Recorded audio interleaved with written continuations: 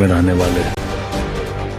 खबर है कि बीजेपी और जेडीयू दोनों दलों से मंत्रियों की संख्या बराबर बराबर होगी।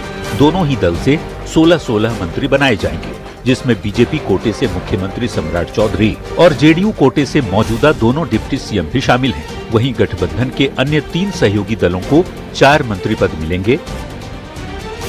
यानी मंत्रिमंडल का फॉर्मूला पिछली सरकार वाला ही होगा, जिसकी तस्दीक चिराग पासवान भी कर रहे हैं। जो फॉर्मूला पिछली बार था उसमें बदलाव के कोई कारण मुझे दिखाई नहीं देते। जातीय समीकरण के अनुसार मंत्रिमंडल में 1 या 2 नाम बदले भी जा सकते हैं। किसको रखना है न रखना है ये हमने बात नहीं कही है, सब उन्हीं पर छोड़ दिया है कि जो आपको उचित बुझाए वो करें। 15 अप्रैल को सम्राट चौधरी बिहार के मुख्यमंत्री बने और उनके साथ 2 डिप्टी सीएम विजय चौधरी और विजेंद्र प्रसाद यादव ने शपथ ली थी। और अब 22 दिन बाद कैबिनेट का विस्तार होने जा रहा है। माना जा रहा है कि सम्राट कैबिनेट में पुराने और कुछ नए चेहरों को मौका मिल सकता है।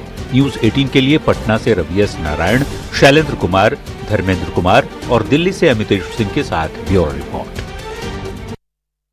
देखिए, सम्राट मंत्रिमंडल विस्तार 7 मई को होगा और ये अपने आप में बहुत बड़ा इवेंट है। आपको बता दें कि मंत्रिमंडल का फॉर्मूला क्या होगा ये भी सामने आ चुका है। न्यूज 18 के पास नए मंत्रिमंडल के संभावित मंत्रियों के नाम हैं। आइए जानते हैं कि किस पार्टी से कौन कौन से नेता मंत्री बन सकते हैं।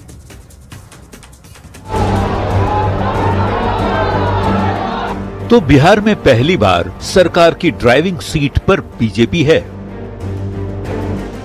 और मुख्यमंत्री सम्राट चौधरी हैं।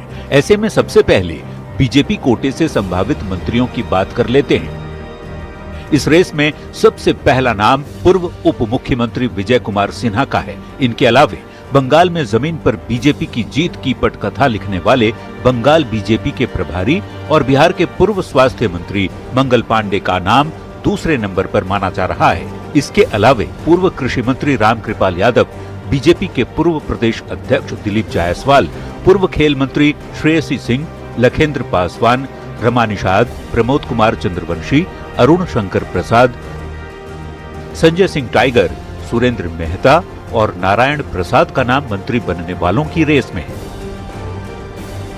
इन सब के अलावे बीजेपी से 4 और नामों पर चर्चा चल रही है, जिन्हें मंत्री बनाए जाने की संभावना है। ये नाम हैं संजीव चौरसिया, नीतीश मिश्रा, मनोज शर्मा और जनक राम या संगीता कुमारी। अब जरा जेडीयू से संभावित मंत्रियों की बात कर लेते हैं। जेडीयू कोटे की ओर से जो नाम संभावित मंत्रियों की रेस में हैं, वो हैं पूर्व मंत्री और जेडीयू विधायक दल के नेता श्रवण कुमार, पूर्व मंत्री अशोक चौधरी, लेसी सिंह, मदन सहनी, जमा खान, सुनील कुमार, शीला मंडल, रत्नेश सदा, बुलो मंडल और जयंत राज या भगवान सिंह कुशवाहा।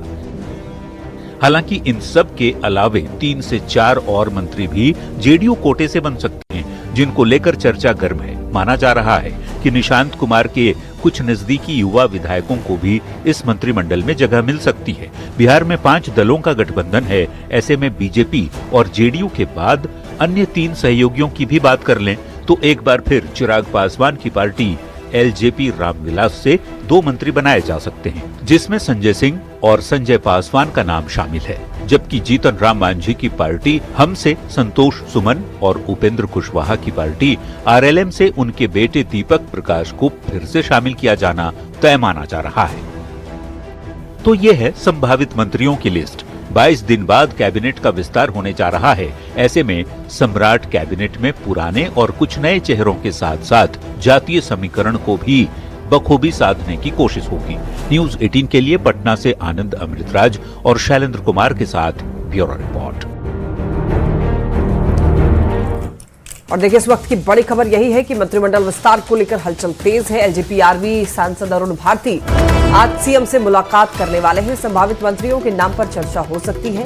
सम्राट चौधरी से अहम बैठक तय मानी जा रही है। मंत्रिमंडल विस्तार से पहले ही देखिए सियासी सरगर्मी जो है बढ़ी हुई है, तो यहाँ पर संभावित मंत्रियों के नाम पर चर्चा संभव है। एलजेपी आरवी यानी कि एलजेपी रामविलास के नामों पर चर्चा होनी है, तो इसको लेकर बताया यह जा रहा है एलजेपी आरवी के सांसद अरुण भारती आज सीएम से मुलाकात कर सकते हैं। यानी कि सम्राट चौधरी से मुलाकात करेंगे और संभावित मंत्रियों के नाम पर चर्चा हो सकती है।